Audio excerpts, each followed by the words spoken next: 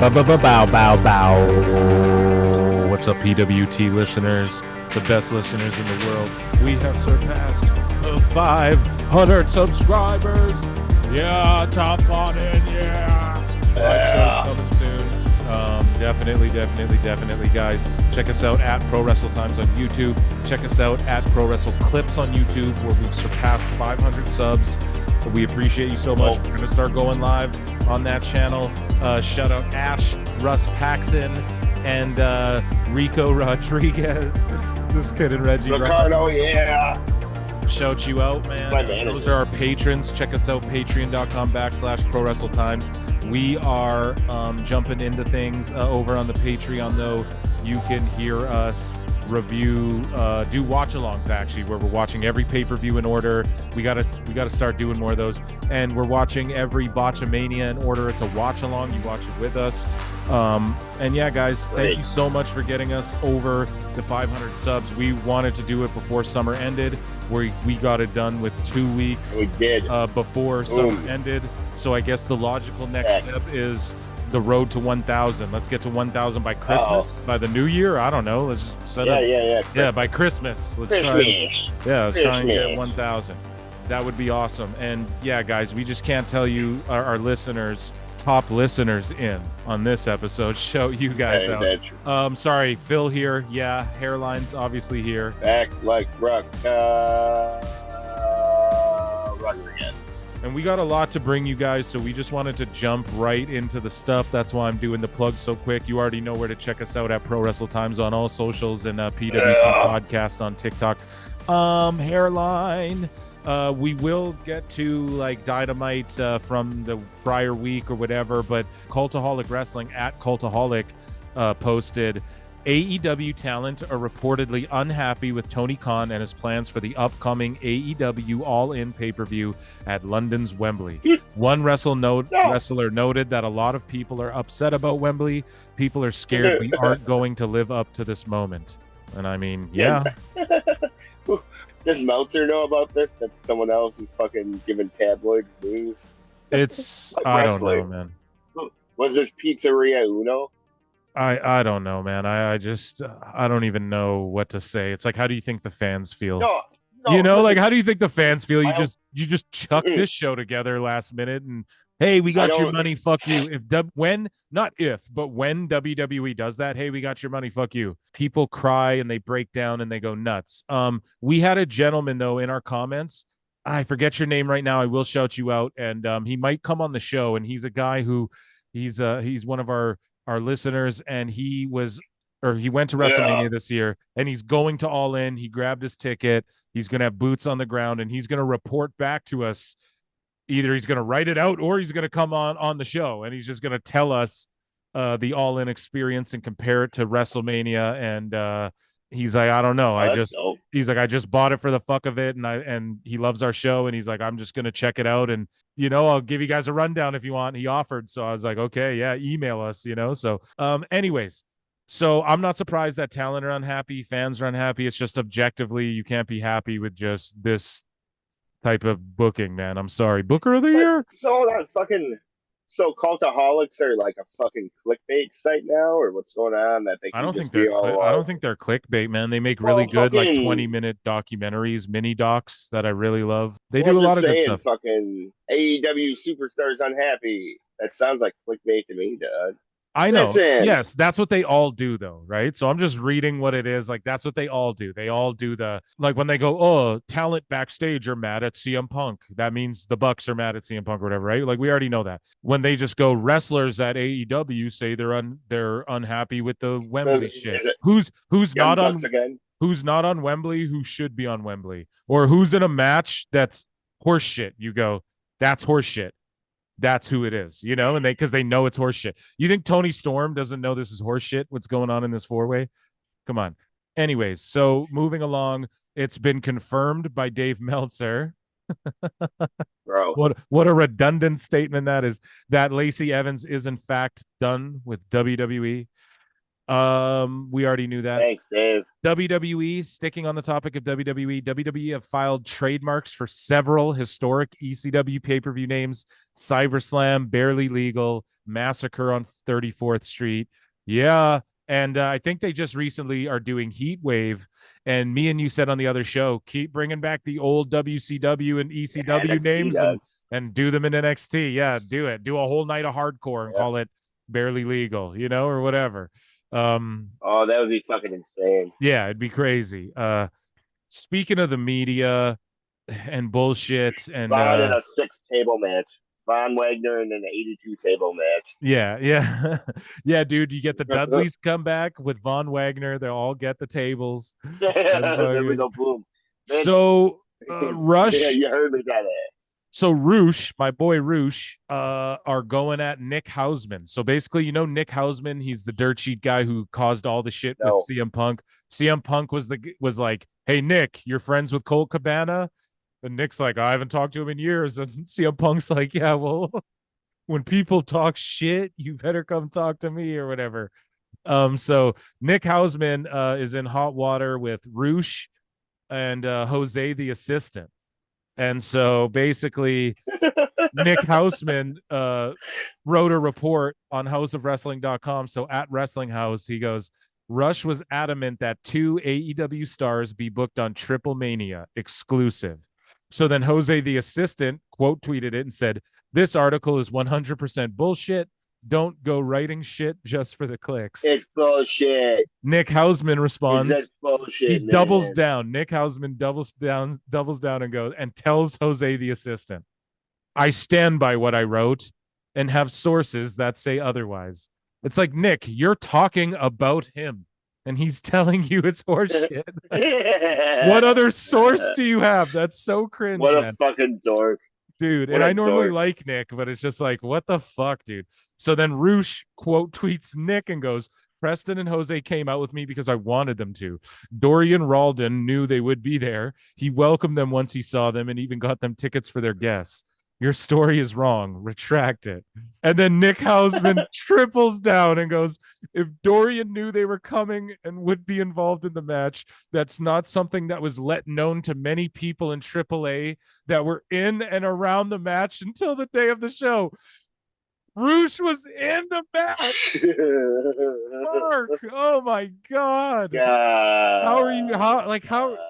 What a mark. Is it known to many people who are in or around the match? Oh, the people in or around the match. Journalist. You mean like Roosh and Jose, the assistant, and Dorian Roldan? You mean like those guys who were in and around the match? Like, dude, these fucking reporters, man, these dirt sheet guys, they're out of pocket, man. Like, just DM them and go, my bad, I heard some wrong shit, I'll retract it. Right. What a mark. You'll save face, and what are you scared you're gonna get made fun of for having to retract some Mark shit? Dude, you are now tripling down and are getting made fun of worse. What is your fear of being wrong? People have a fear of being wrong these days. It's just so crazy. Yep. Just be like, bro, being wrong and missing out. Yeah, dude, it's FOMO and yeah, exactly, being wrong. Like, who gives a shit? Right, learn, get better, improve. It's crazy. Anywho, that's all the nonsense headlines for the time being. Hairline, would you like to get into here's the show. Into Raw? Yeah, I would love to talk about WWE. Yeah, getting into Raw. They're live from Winnipeg, Manitoba, Canada. Yeah. And yeah, they kick things off with the Judgment Day, who come down to the ring. Finn's not with them. Priest questions where he is. JD McDonough comes out instead, their new leader, their soon-to-be leader. He tried to give them a message from Finn, and they're like, yo, dude, who the fuck are you to be telling us shit about Finn, homie? And then Sami Zayn comes out. He starts fighting with McDonough in the aisle. All of a sudden, there's a match. We go to commercial. We come back. It's fucking Zayn versus McDonough. This is a good match. Zayn picks up the win. Balor came out and like pretended he was going to attack him for like a fucking distraction. It backfired though. Haluva kick, 1, 2, 3. Also, the promos were really fucking good. Dom flinching at the fucking pyro. Yeah. The crowd booing Dom. I don't know. He knows how to I don't know. We blow them every show. What did you make of all of this? This was a great opening segment, I thought. I don't know. This is just a way to get Sami and McDonough in the ring, and he's clearly taking over the Judgment Day or something like that. Him and Finn are breaking off. What do you make all this? I think he's becoming the fifth member. I don't think he's taking it over. Definitely not. I think Damian Priest would be the leader before fucking JD. Priest is leaving the group. Yeah, man. So whatever, bro. We'll see. Like Cole said, the most powerful faction in WWE. Okay, facts. We talked about this last pod. I'm sorry. Fucking, I don't like the deception. You know, that's a fucking bummer. Congrats on your whole fucking JD shit, bud. You were right about JD and the Judgment Day. Dom, applaud me, acknowledge me. Yeah, I just did. What the hell? You know what? Redacted. I gave it to you, and then now I'm taking it back. I'm redacted. Fucking yeah, Dom's like the most hated wrestler of all time, Doug. Pretty much. They Yes, should. sir. Him and Vicky need to come out together sometime. I'm fantasy Mark booking. What the hell? Yeah. Good job, bud. Yeah. Yeah, man. So this match, dude.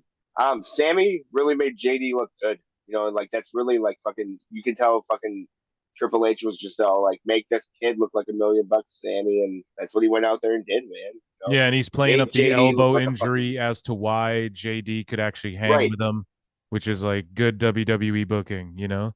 It's not just fucking exactly. And Commander debuts and takes one of the greatest international wrestling superstars, Jay White, to the limit. I'm Excalibur. Exactly. Up next, Imperium came out to the ring. Imperium comes out to the ring so Gunther grabs the mic. He's with Vinci and Kaiser, and Gunther's talking about being less than a month away from breaking the record for the longest ever Intercontinental title reign. Yeah. So the Alpha Academy arrive because, of course, Chad Gable's got a IC title bout at Payback. And then Kaiser starts going in. So first off, let me just put over Gunther's mic skills in his little spot there instead of Ludwig talking or whatever. There's like Gunther spit his thing. And then they come out and then Kaiser starts going like, I don't know. He's cutting just such a good promo. This guy's like, I don't know, man. He's like too good for the business, man. This guy's doesn't get his flowers. I think he's starting to, but Ludwig's got everything. He can work. He can character. He's got Riz. He can fucking, he's got everything, Daddy. So he's like, yo, you should be with a European like me. This is A grade genetics, whatever. I do think though that you're right. Like Gunther should be chopping this motherfucker for simping, like this should be what caused, like it should be a forbidden love where, because Maxine ends up slapping him in the like face and she's with Otis. But really, if they're going to do this and pull the trigger on this, it should be him in like forbidden love with a girl who wants him too, and then he's got to suffer through getting a beat down by Imperium for fucking, trying to get with this girl. Star Wars, Romeo and Juliet, but either way though, I don't know. I like all these guys. So they start talking back and forth, and then Vinci takes on Gable, and Vinci, I guess, is the little pit bull heater of the group, and Kaiser beat Gable before, and then Vinci took on Gable now, and Gable gets the win over who Hairline calls Baldy, which was a pretty good match, right? Like all these Imperium guys can work. I got it from Gable. Yeah, so after Vinci took on Gable, so Gable gets the win. So then, and big wins for Gable. They're really building him up before his match with Gunther. And so anyways, then Gunther gets mad and he challenges Otis. And I don't know if the belt was on the line or not. I can't remember if they announced that, but Otis, he takes him on, hard-hitting matchup. And then, Gunther just whooped Otis's ass. I don't want to say squashed him, but just fucking murked him with chops and stuff. Yeah, and then that was that. So I don't know. What did you make of those two matches back to back and all of this Alpha Academy? Obviously, they're just lining up a fucking lamb to feed to the Gunther Wolf. Well, it's just like, so Gunther again said he's not a comedy wrestler, but he started with some jokes. He was all like, yada, yada, here we are, though, and the armpit of Canada. Gable was really fucking selling the fucking living shit out of this match. obviously he was in control of Vinci, but like the few moments where Vinci was fucking getting his spots and Gable really made him look like $1,000,000. So like here I go with my stereotypical shit. It was two guys working together to fucking put out a good product for the crowd. So, always good to see that. You see a lot of that in the WWE. These guys fucking, hey, we're trying to get a paycheck, not trying to fucking get over, Even they're trying to get over. You get what I'm saying. Sorry, guys. I don't know, man. So fucking I guess my favorite commentary spot, we'll get this done and over with. Cole goes the fucking way. Hey Wade, can you tell Gunther that that our announce desk isn't his personal stage? Because it's like this is the second week in a row he hopped up there and fucking did a little fucking speech. But yeah, and then fucking Otis versus Gunther, dude, bodied, murdered, slain, big body shit. Chalk outline. I don't know. When do you think he's gonna drop that belt, man? If you had to guess, like, just keep him reigning with it till fucking like who else is gonna win it? Yeah, well, like till after he gets the record. So that's in 25 days, right? So it's like, okay, so do you have him drop it after a month and he only beats the record by 5 days, or does he fucking put it out of reach? Keep it on him through Mania. Yeah, a little longer. Fuck it, man. Because here's what I'm saying: Roman isn't gonna drop his world title at Mania. So I think what you do is you build up someone to challenge Gunther at Mania, and then that's where you break his streak. Yeah. Yeah, that's what I would do if it's me. Yeah, like what you do is you keep Seth and Gunther reigning till 40. You have Roman retain, but you drop Seth and Gunther's belts both at Mania so that people are like, well, they did switch these ones, right? Right. So, yeah. And that was the whole point of Seth's belt, was fucking, all right, guys, since we're gonna keep Roman as champ for 80 million years. But fucking they need someone like Gunther that's like a threat, so like I don't see them taking and this is what like people aren't thinking about, or I'm sure they do, but it's just no one has the force. Everyone complains about the now, and they're not thinking about, well, what about in 4 weeks? Well, here's the thing: these are the AEW marks. When Gunther loses that IC belt, it's just like, dude, then he's coming for one of those world titles. So like that's when it's like opens this whole new world of like, bro.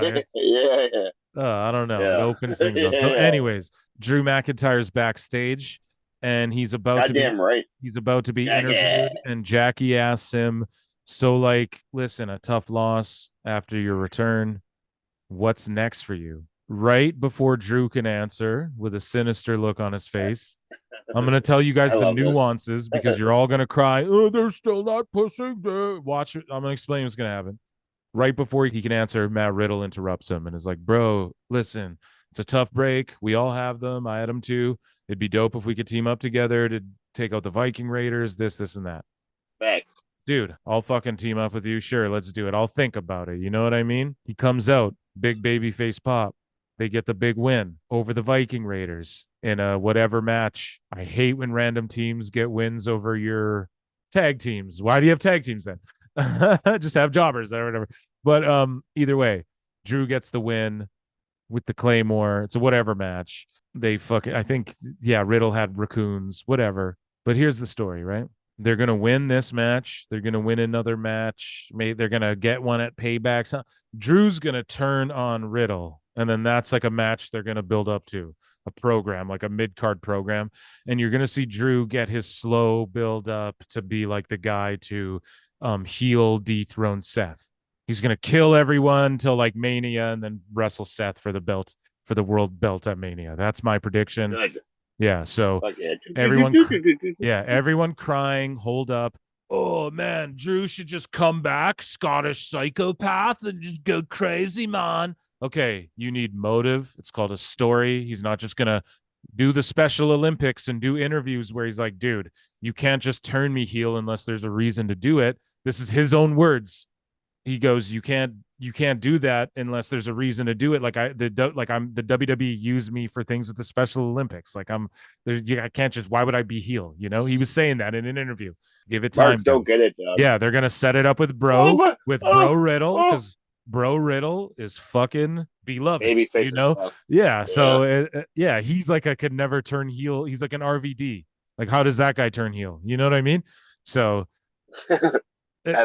Yeah, like it's like a Jeff Hardy thing. Like, that guy can't really just ever be a heel now. It's gone. He's it's just a stoner bro guy. We know he's not ever really mad. So Bro. so you're gonna see the Scottish psychopath come out of Drew slowly, but it's gonna start by killing Matt Riddle. Probably after Payback, they'll start that feud, I'll assume. But either way, what did you make Done of the this match? Highlanders. What did you make of this The match, and what did you Highlanders. make of the fucking cartoon raccoons? Yeah, The trash pandas, as it were. yeah, shout out to Corey Grace, the fucking goat. Also, fucking Barrett pointed out that Cole can't contact him because he changed his number. Cole also had jokes. He called them the Highlanders. Yeah. That's pretty good. And Viking, okay, so like this was your basic tag team wrestling psychology here. The Viking Raiders were in control the whole time, beating the shit out of Matt Riddle. Fucking Riddle really working for that hot tag, getting that fucking hot tag. The crowd seeing fucking the Claymores, yada yada yada. It was good shit, man. Yeah, pal, it was really good. It was great shit, pal.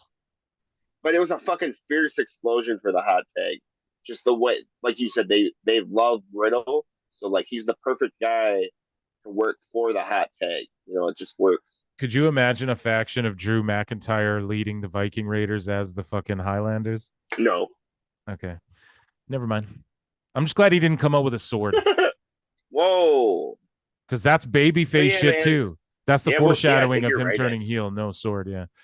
So up next, Indy Hartwell gets a video package. And she's got a match against Rhea Ripley. And Candice LeRae is with her. Same face. And Raquel comes back there and is like, you got a match with her? Da-da-da. I'm still injured. I can't compete. These girls are all, I'm not into this whatsoever. And then they head out there for the match.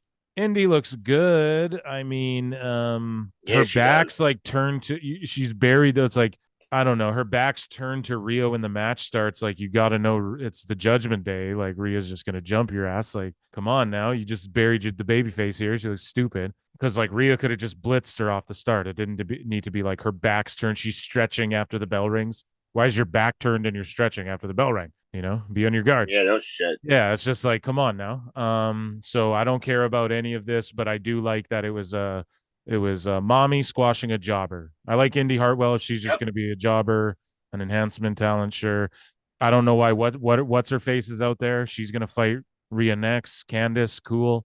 I guess she's a vet in the game. That's so unbelievable. That's dumb. Yeah, I don't know. Okay. But and then Dom was out there and he was the best part of this whole thing. And Rhea. So yeah, what are your thoughts? God, you fucking man, you're pretty cool today, I have to say. Thanks, man. I like this Judgment Day Phil. Yeah, he's pretty sweet. Yeah, man. How do you feel about Damian Priest? Oh, I fucking love him. I'm gonna be sad when he breaks off from this group, but I'm also gonna be happy because Chambea. Yeah. I just like him and Bad Bunny and shit, bro. They're friends, Let's see more of that shit. Yeah. Damian and Bad Bunny. When's Bad Bunny coming back? How lit was Puerto Rico that month of fucking amazing. Dude, that whole month was just yeah. Oh God. I can't wait for that more of that feels. Yeah, we got this. I got this drone and we're gonna use it. Yeah. We purchased I know. drone. You're gonna name one of your songs after Booker T. Can you dig that, sucker? Yeah. Anyways. Your thoughts on this match? Good squash match, right? That's good. Using Indy. Oh, Sharmell. Get Sharmell in here. Get Storm in here. Sharmell. What was her name in WCW? Get Storm in here. I own that. Yeah, I own that too. Oh shit, that's good, man. Oh god damn it! Fucking so it's just like Booker had to hit on one of the dancers. Does Booker T have a book? I would love to read that. They all did though. Like, wasn't Kimberly Page? Like, wasn't Diamond Dallas Page's wife a WCW girl? I might be wrong about that, but Shawn Michaels' wife was a WCW girl. They all were married. I don't know. Yeah, I just want to does Booker T have a book? I don't know. Shout out Booker T and Reality of Wrestling, though, man. Show you guys, though. That's man. One of the only sensible fucking pods where they manage to be positive and sensible and just laugh at silly, stupid shit. And I guess Ryback and Booker T are gonna fight. But he was calling Booker T a bit.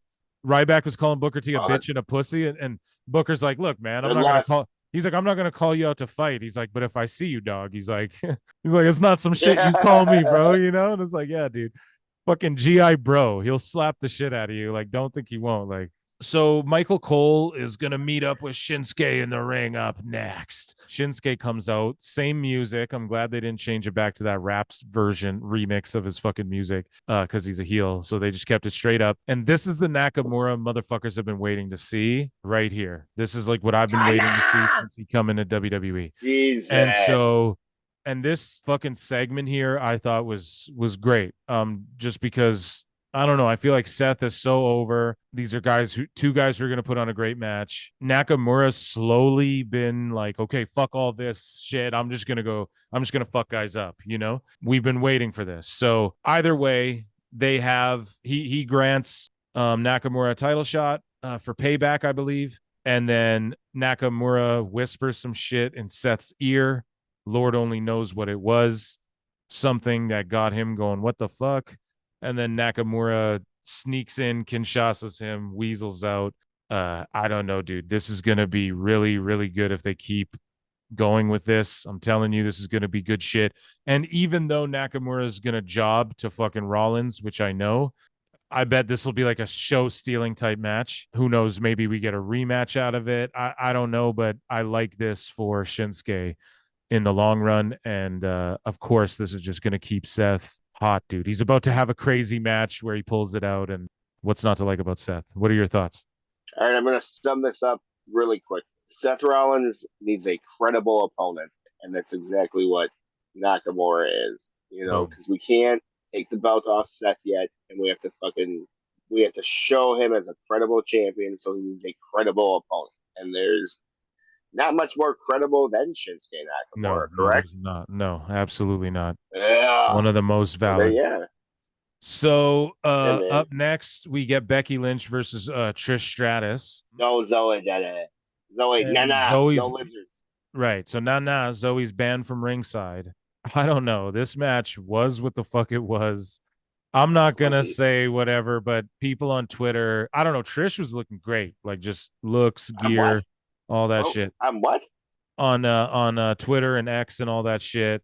People are going, yo, they kept this match off the pay-per-view and this is why. Which I think it's like, come on, these girls are good workers, not to take anything away from that, but this match was what the fuck ever. I just don't really care about this feud. I gotta be goddamn honest. It ended in a double count out, and then Stark shows up in a hoodie and a hat and jumps fucking Becky. And it's like, well, you were barred from ringside, but why are you wearing like a hoodie and a hat trying to hide your shit and be mysterious?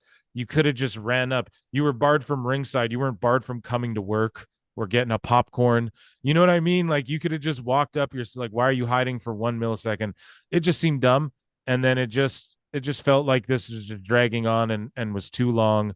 I don't know. Stratus keeps losing her fucking mask. WWE made some gross fucking lemon shirt for Becky Lynch with this make lemonade. And it's a shirt with a lemon on it. It's just so corny.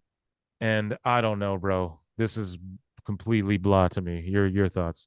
I was really hoping that fucking Becky would fucking pin Trish in the fucking mulch. That's what I was really hoping to see, dog. Yeah, dude. Yeah, man. I don't know. It was fucking clunky. I guess I will say something positive. I liked the deception with the mask. You know, that was very classic fucking NWA. Can you believe that? She didn't need the mask the whole time, and she was just using it as a weapon. Pretty good shit, pal. Yeah. But yeah, man. I hope this shit is done.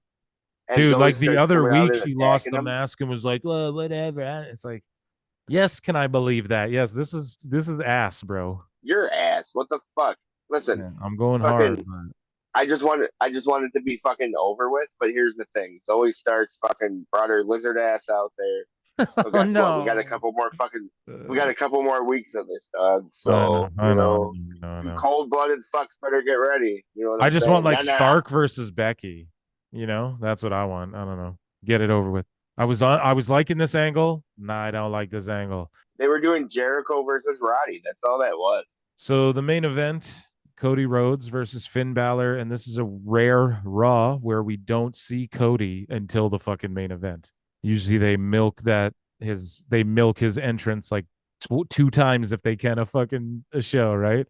But yeah, Yeah, they fuck saved it yeah, for they do. last. So basically, what happens in this match is, Dom and Rhea showed up midway through. This match was very aggressive, like a lot more hatred between these two, Finn and Cody, than their previous match. I don't know. Like basically, Dom tried to pass a chair to fucking Finn. Priest came down. He slides in the briefcase. Cody catches it. Fucking hits Finn Genius.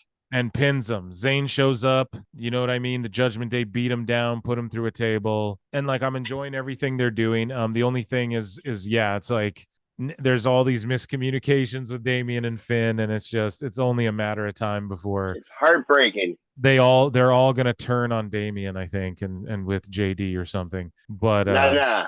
yeah, man, that's about all there is to it. What did you make of this main event? It was a good like TV ender main event. I don't know how the ratings did or anything, but Judgment Day, what more could you ask for? This wasn't like the best Raw though. This was like whatever to me, but the main event really had me in, and the Judgment Day stuff I Well, like. it's better than Collision. This Yeah, man, motherfucker. fucking I Balor was disagree with looking. that. Huh? I I disagree. don't. Balor was looking great, bud. Super great. Cody's really just man. Oh God, once in a lifetime superstar. Correct. Yeah, Fucking. man. I was Um. watching an old Royal Rumble like 2013 or something with Cody Rhodes with the mustache in it. And God, you just see how Oh far he's shit. come. Yeah, and then I just think about him now and I'm like, God damn, man, he's come so far. Yeah, man. Fucking. So like, I love the briefcase shit because it's more NWA classic. Fucking. Oh Jesus, man! Like how all you had to do was catch the briefcase, you dummy. But no, you missed it, and now fucking it got used against you. How is that my fault? You fucking dummy. That kind of shit, bro. Yeah. Yeah, man. And then fucking Sami works his way down. I know they're trying to just interweave everything because KO's injured. They're doing an okay job. And then JD made his way down. More of that crap. Yeah. Like I said, man, I see him more of the fifth member rather than fucking Priest leaving. So But Judgment Day Priest and forever, Finn dead have ass. had all of these miscalculations and miscommunications. It can only mean, Brothers fight. yeah, but no, it's they're gonna get him away. Everyone, the rumors are the little birdies are chirping, and apparently the I don't Stooges are. care what fucking nobody cares. I know you say nobody cares, but like I don't like unless I think there's some validity to it. Unless okay, I will openly laugh at shit unless I think there's validity to it, right? Otherwise, I don't bring it up. It's either to laugh or because I think it's valid, and I think it's super valid to say that Damien the Judgment Day can continue without Priest, and it won't hurt it too much. And Priest is can be just so big on his own again, like they had him going solo before the Judgment Day. I feel like Priest he's big time on his own, big time bucks on his own. But yeah, decent Raw, a C plus Raw, That's your a fucking bias. B minus Raw, maybe. Can I start doing my grades on fucking Collision? Sure. Okay, hairline. So we are definitely we're on the topic of WWE. So we're just gonna break it up here. We're gonna jump into the worst dynamite of all fucking time in human history. But before That was that, while fucking. we're transitioning off of WWE, some more news. The last match on Edge's contract is indeed against Sheamus Friday on SmackDown, and he kept it low key. His contract ran up intelligently so. I will break down why, my thoughts on why, and I just quickly want your thoughts first, though, about Edge's alleged last match, and this is the reason I kind of boo-booed on the Edge Sheamus shit before on the last pod, but the thing is I guess Yeah, you Edge did. handpicked Sheamus like, yo, I just want this to be my final match. He's my guy. So your thoughts on Yeah, all the that? bicycle. Sad to see him go, man. But it's like I selfishly, I would like to see him do one last thing with Randy Orton.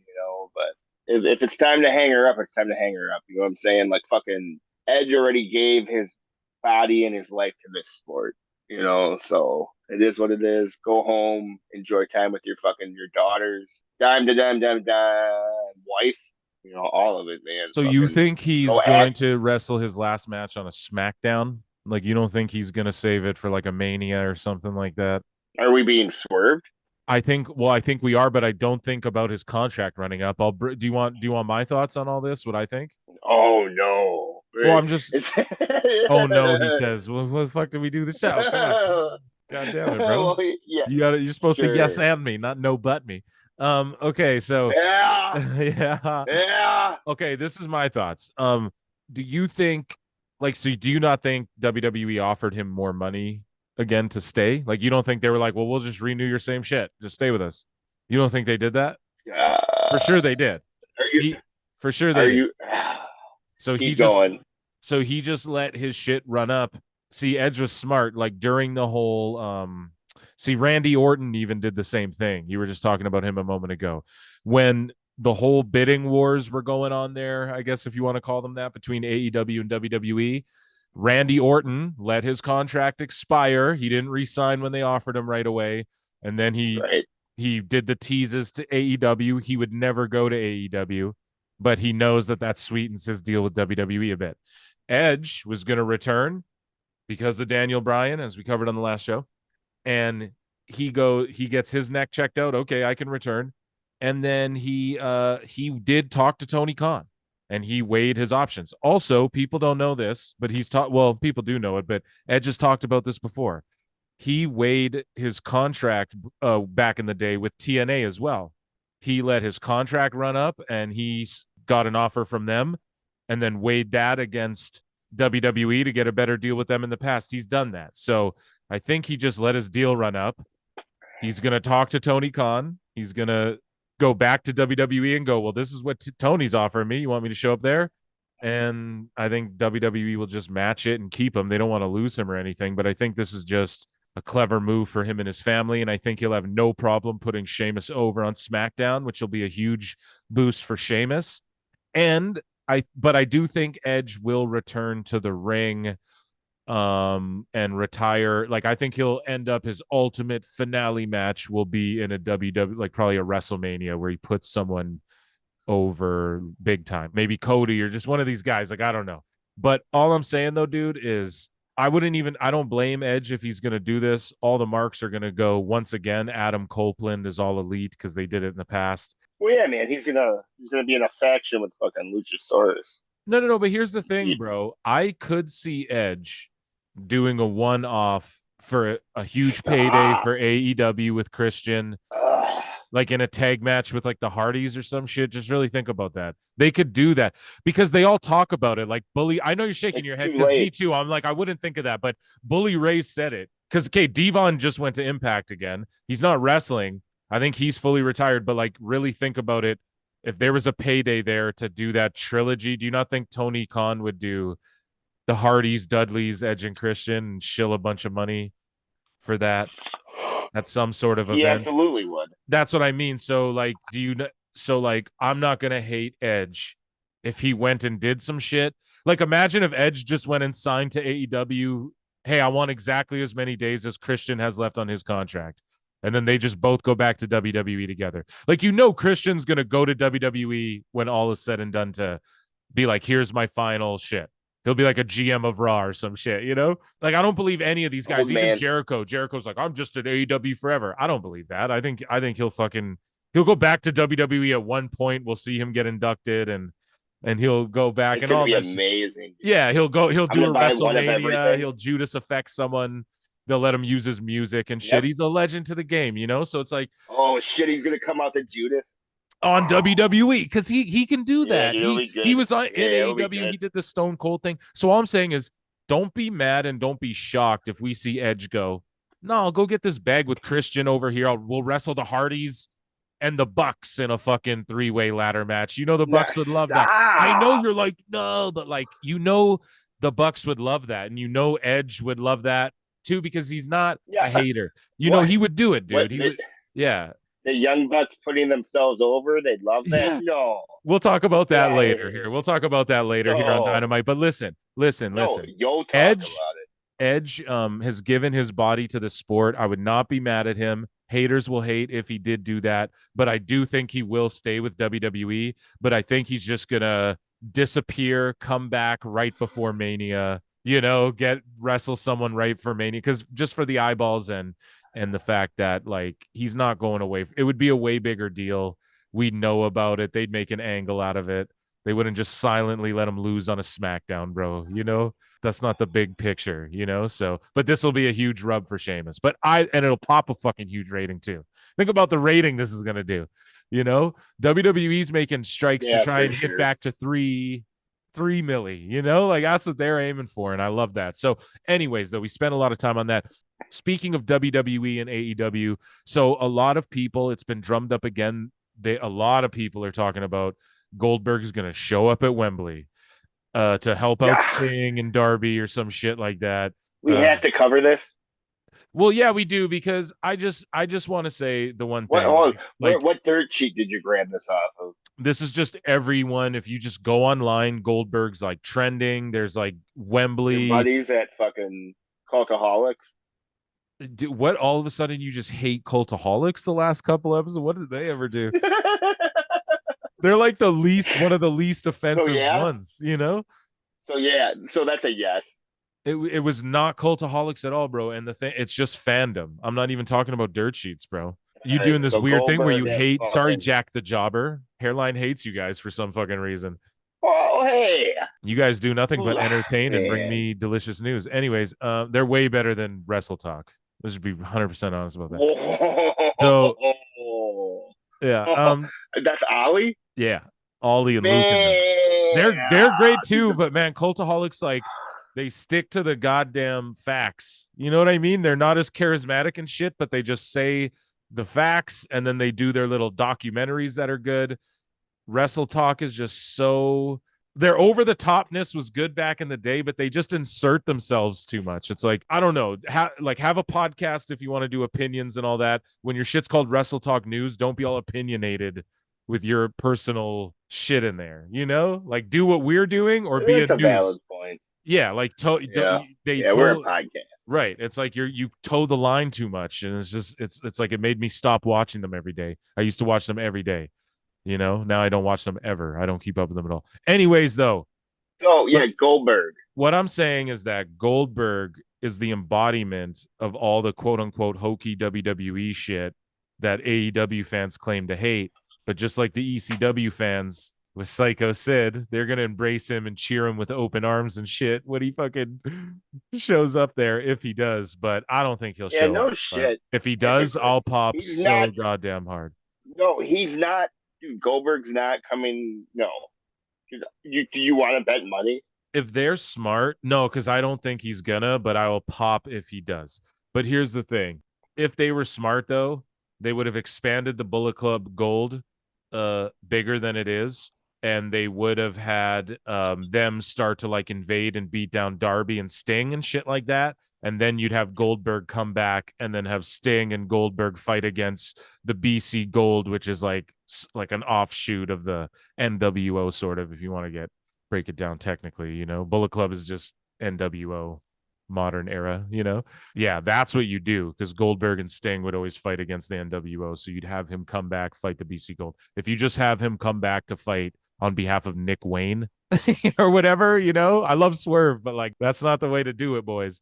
Now, Hairline sent me this. Sick of that shit. Yeah, while on the topic of, we're only gonna laugh and rage harder at AEW, guys. So, to all the people putting over our AEW reviews, get ready. I wasn't too keen on WWE.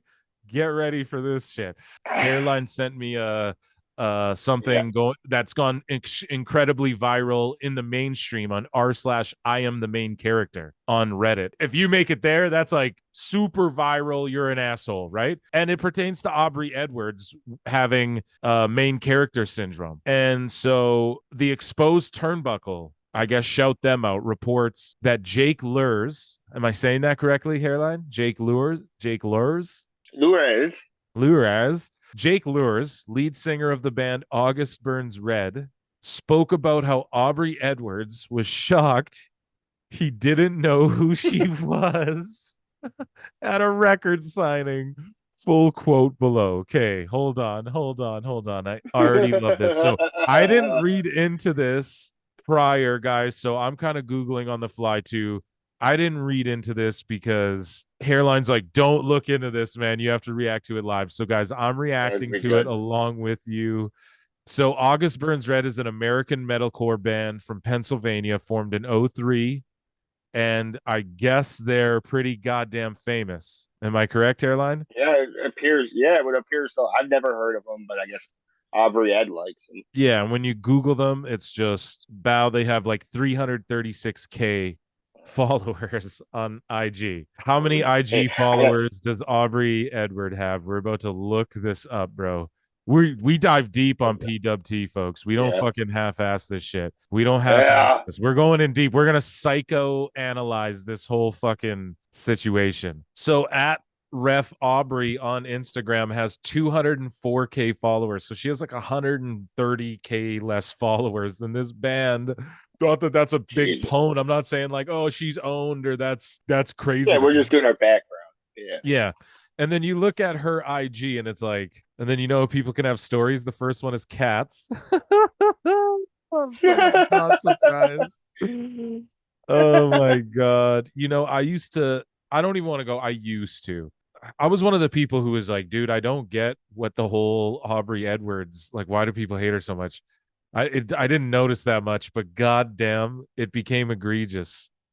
It just became egregious over time. If you listen to the show, Hairline's always been like, yo, fuck Don Stevens. Just kidding, but I don't want to get into all that. But listen, Listen, it's my people don't like her, and this is cult shit. You know what I'm I saying? So, and nah. it made it to I am the Continue. main character. So like that's huge, man. Like everyone talks about it. Anyways, though, Jake Lures, You're gonna love lead this. singer of the band August Burns Red, spoke out about how Aubrey Edwards was shocked he didn't know who she was at a record signing. Full quote below. Yeah, it was crazy, man. Yeah, it was crazy, man. We were doing a signing, and this crazy lady comes up and gets me to sign an album for her. She then says, "You don't recognize me, do you?" No, no way. Wait, have they done music for AEW? I don't know. Oh my Okay. God. See, I know, but hold on. Yeah, just look it up. Yeah, just yeah. AEW, no, like there's no connection. Oh, Yeah, so she's just a mark. they're on the soundtrack for AEW Fight Forever video game. And she expects, I don't know, dude. That's No, crazy. just wait. Just wait. Just That's wait. Just wait. crazy. Keep going. Keep going. Keep going. You don't recognize me, do you? Oh my God. If you ever say that to someone, God damn it. Why would anyone ever, even if you're Tom Cruise, you don't say, you Vince, don't recognize me to people? Sorry. you Anyways. don't recognize me, pal. And I replied to her, not really, no, should I? In which she replied, I'm Aubrey Edwards. I think she said her name was, and I said to her, who? Sorry, I don't know that name. In which she goes, I'm a wrestling referee, maybe one of the most famous in the business. You really haven't seen me before? No, there's no way this is real. Hold on, dude. Oh my God, there's no way this is even real. I don't even know if I'm laughing. This is actually might just be sad, dude. Hold on, hold on, hold on. Oh my God. Aubrey Edwards, I think she said her name was. And I said to her, who? Sorry, I don't know that name. In which she goes, I'm a wrestling referee, maybe one of the most famous in the business. You really haven't seen me before? Oh my God. Maybe one of the most famous in the business. Dude, there's some weird ego shit. There's some weird conversations being had Keep going. backstage at these AEW shows. I am, bro, but listen, who where's Arn Anderson? Like, you know what I mean? Someone is not they're Waffle not House. people aren't listening. It goes beyond not Yeah, it listening. wouldn't matter. People are That's being why, dude. told Listen. not to listen. People Yeah, are that's why being Arn doesn't. encouraged Yeah, not to listen. Yes, sorry. right. Correct. I'm literally baffled by this to where it's like, I hope that it's almost like I feel bad for her. But You listen, I'm should. going to keep reading. Yes. Okay. In which she goes, I'm a wrestling referee, maybe one of the most famous in the business. You really haven't seen me before. And she's probably in her fucking deluded head thinking that because he's in the video game, he knows who she is because she's a character in the game. because Tony has enabled this fucking whatever the fuck this is to get out of hand. Okay. And I said to her, sorry, I haven't watched WWE in a few years, if I'm being honest. I am a wrestling fan, but I've just been busy. And she laughed and said, WWE? I'm not in that garbage. I'm in AEW. Bro, the audacity, the audacious Aubrey Edwards, bro. The fucking audacity of her being a part of that Karen Jarrett shit. What happened on this Dynamite we're about to review. And I might punch a hole through my fucking MacBook screen that Aubrey Edwards was a culprit in that we're about to fucking talk about. The audacity to call WWE garbage. Yeah, garbage. Thank you. And say, no, I'm in AEW. You really need to check it out and see for yourself what we're doing over there. It'll get you back into wrestling. I promise you that. Bro, she's parroting what people are saying backstage. Who do you think are saying those things? Jericho, I have an idea. It'll be great. Oh, shit. Tanny. Only Aubrey can ref my matches. That's right. You think Jericho will say something about this band now? Is he gonna sing battle him like he did? Who did he sing battle? Sebastian Bach? Who was it? Yeah, Sebastian Bach. My word. You're fucking beefing on X, formerly known as. My God, dude? These people's talk about living the gimmick, brother. Aubrey's living the gimmick. Hold on, dude. I thought I would laugh more at this, but I'm almost just like stunned that this happened. But it's like confirming so much in my head. You know, I can't wait to read the comments. The comment section is gonna be so good. WWE, I'm not in that garbage. I'm in AEW. You really need to check it out and see for yourself what we're doing over there. It'll get you back into wrestling. I promise you that. And I laughed and said, have a nice day, lady. And as she was walking off, she turns her away. He says, have a nice day, lady. Oh my gosh. And as she was walking off, she turns around and says, what are you laughing at? Before the event security eventually moved her along because there were a ton of people behind her and she'd already taken up like 5 minutes of time. It was pretty insane, dude. Oh boy. Oh boy. Yeah. Wasn't that great? What do you think they do? Like, they clearly talk to her about, you need to chill, you know, because she's chilled. You can tell on TV, man, she's holding back. You see her like start to sell a move and then she didn't take. Like, the worst is you watch that compilation of her that like AEW botches is posted and stuff, and she's like selling the moves that the wrestlers are taking. She's clearly toned it down. So, but I thought a good referee doesn't take attention away from the wrestler. And she would never want attention on herself. Do you think AEW cares? Do you think they're just like, who do you think? No. What do you think is going on? Dude. Why do you think she's got this going on in her life, Hairline? Your thoughts on this, and then we'll move along to AEW. Why does she have this going on in her life? Yeah. What's up with her? Like, what do you see this as? Did you see that Sunny Kiss tweet? No. Basically just said Tony was like a fucking fragile little man or some shit. Like what you see going on is Sunny Kiss released? Is Sunny Kiss? Yeah, I'm pretty sure. I don't know. I think her contract came up or something. Anywho, are you ready to get into this? I might have to drink another Red Bull, brother. I don't know. This Dynamite, brother. Shout out our WCW. Before we get into this, Russ Paxton, Reggie Rodriguez, and Ashley, patreon.com/Pro Wrestle Times, because we might die. I might die of a fucking heart palpitation in the middle of this. Hairline, if I just freeze, it's not the connection, bro. I might have just dropped fucking dead from the cringe. I get it. And the level of fucking whatever this Dynamite was last night, brother. Let's get into it. Where was this Dynamite emanating from, Hairline? Nashville, Tennessee, daddy. Nashville, Tennessee, daddy. And that's why Jeff Jarrett got a place on the card and some shit for some reason that we're going to get into that was way too he didn't get – it was more than a spot. Yeah, dude. What was that? Dude, we're going to get into all of this, man.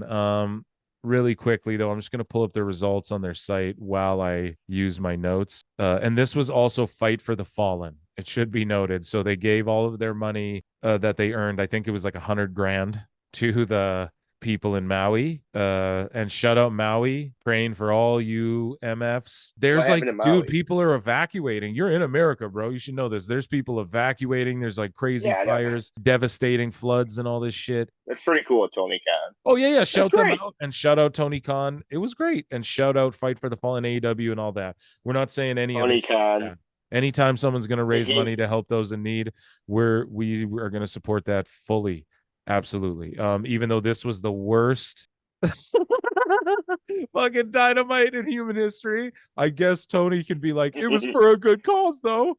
And I guess that WCW. I guess okay. But this is some shit right here. So, anywho, we're in Tennessee, and we kick things off with an international championship match. Orange Cassidy versus Wheeler Yuta, and I wrote in my notes, who gives a shit? Let's move on. What did you? I skipped it. Yes. So now, while this match is going on, so I did watch it, but I was just like, okay. So Orange, who gives a shit? Like, if these two guys were in like a junior heavyweight division or something, great. But like, you need the X division, dude. You have an international championship. You had the opportunity to make that your intercontinental title, motherfucker. And people go, well, the honky tonk man. But like, no, that was like the worst era. People go, that was the worst era of the IC belt almost ever, next to like, sort of a decade ago where it just sort of floated around. So you had a chance to make your IC belt your secondary title mean something in your company, and instead it's on Orange Cassidy, and he's just fighting random guys and with matches that just like, who gives a fuck? Two dudes. Like, Yuta is just not, I don't know what it is about him. He just needs to be like, he's a rising star. It needs to be like for the cruiserweight belt, and then I'll go, okay. And like, sorry, I'm an MMA mark. I believe in weight division. Weight divisions don't work in wrestling. All you guys love Japan, New Japan, and they do it in New Japan all the time. You don't need a weight division every 10 pounds, but if you just have like a 215 and under and 215 and above, boom. And then you can change your style as you get a little older and put on more weight and shit. That sort of thing, man. It's just psychology, bro. That's all. Weight does work. Divisions work, bro. Divisions work for a reason. Anyways, I don't give a fuck about this match. Taz didn't give a fuck about this match either. I'm gonna tell you that right now. Homeboy hit a paradigm shift, and he was looking right at Moxley. And then Orange Punch, Orange Crush, whatever the fuck his stupid moves are, he hit dumb shit. And then the BCC jump in, they swarm Cassidy. Best friends come in, and then Trent and Chuck Taylor sprint to the ring. So you're so happy that you skipped this shit. So Trent and Chuck come out. They all start brawling. The Lucha Bros come down with Alex Abrahantes. They start doing their kicks in their spots. And me too. I love the Lucha Bros. And especially Ray Phoenix. Not say it right. And then Claudio and Moxley grab chairs, and then they glom Phoenix and Pentagon. Thank you. And then thank you. And then Eddie Kingston's music hits out of nowhere. Oh god. Eddie Kingston comes down and he starts fighting. And he's on the side of fucking the Lucha Bros and shit. And he grabs a mic and he's like, hey, guess what? Wembley Stadium boys, all in, us against you. And then this is what he does, hairline. Stadium Stampede match. And then this is what it is, too. Oh, no. It's the Luchas, the Best Friends, Kingston against the Bumbaclot Club, and then 3 people that they have to find. So it's the Bumbaclot Club and then 3 partners. Who do you think that will be? I don't know, but like, if they didn't injure Danielson and if fucking wrestling a dumb match, and then if they just added Takeshita and Pac to the BCC like they should have, then they would have the team right there. They're not going to wrestle the Lucha Bros. But here's the other thing. At this Wembley show, we have the Best Friends. At Wembley, they're going to do Stadium Stampede with the Best Friends, the Lucha Bros, and fucking whoever the fuck, okay? And Eddie Kingston. And then listen to me. Here's the thing, though. A month ago, they just did anarchy in the arena. It's like John Moxley's going, bro. Yeah. BCC, I have an idea. BCC will do anarchy in the arena. It'll be cool. And every week he says Not cool. too cool. He's doing our joke about him on the show every week now. Hey, shout out to Max for listening, Doug. Yeah, dude. Shout out to Mox. So Mox is like, dude, we're gonna do anarchy in the arena. It'll be cool. And then he goes, I know, we'll do blood and guts 3 weeks later. It'll be cool. And then he's like, I know, a month later at Wembley, we'll do Stadium Stampede. It'll be cool. It's just like, dude, there's no storyline. It's just BCC just beats people up. Cool, and then they find 1 or 2 random people to temporarily join them. And then they just fight in a fucking goofy ass gimmick match. And it's so Moxley can stab pretty people. Much. Over and over. Yeah. Jesus Christ. Like, what the fuck, man? This is craziness. This is crazy. And then to make a Stadium Stampede a week before or whatever, like, they'll be like, no, on Rampage, they brawled. This isn't how you promote people. It's not like, well, if you watch all of this content, like, it's not how you get them to watch all of your content, is just doing this thing where, like, you expect people to just like it because... It's crazy. Well, it's like I told you, man. This is a mess. I had to start watching everything because I felt like I was missing key shit, because that is how he thinks. He makes this shit strictly for the neckbeards that watch everything. Yeah, dude. And AEW is just always like, here's a random guy to join this team. And then and then this team needs to find 4 opponents, 4 fucking teammates to join this already faction that we already made and could have expanded. And like Jericho, we're gonna get into all that with the Callis family. It's like, bro, no, we're gonna get into all that. Sorry, I'm not gonna jump. I can't wait to talk about Jericho. Okay. So up next, let's talk about Jericho. We have Jim Ross. Just skip it. And he has an interview with Kenny Omega. And they're sitting in some arena of some sort. I don't know where the fuck they are. It looks like a stage or something. Sure as fuck wasn't CM Punk. It wasn't where CM Punk was. And so I'll tell you that much. Yeah, Jim. So Jim Ross is interviewing Omega, and I was like, cool. I was into this, bro. So this is my notes. I'm just gonna read my notes. Omega is being interviewed by JR. It's starting so great. I'm super into it. All of a sudden, BC Gold attacked Kenny, and then Takeshita, like, just out of nowhere. And then, so dumb. And then Takeshita and Callis show up. And I go, so let me get this straight.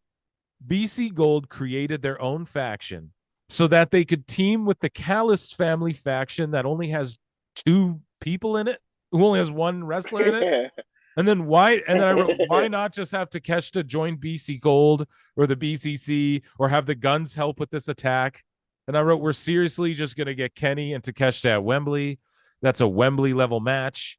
And then I wrote, let's say Jay White is involved somehow. It's so late in the game to do White versus Kenny, to set all that up just a week before.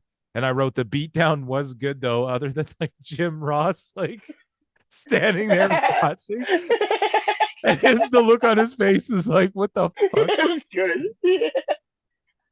And then, like, I don't know, man. It's just such convoluted. It's like, why is Callis and Takeshita there? But then all of a sudden, they're doing the Jericho shit later. Why are these? Why did the BC Gold make their own faction just so they could do a faction with another faction that's not even a faction? It's a wrestler and a manager. Is because, like, what? It just makes no fucking sense. Sorry, I'm just gonna go cross-eyed talking about it. Hairline, your thoughts on this, and then I'm gonna touch on the next thing, which pissed me the fuck off, which adds on to this. It pissed me the fuck off.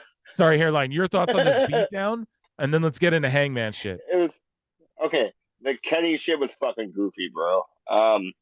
What I liked is when Don walked up and he was all like, "What is this?" He was like some kind of special. He was all like, Kenny's got so many insecurities. It would take like 3 hours to fucking film all this 3-hour special.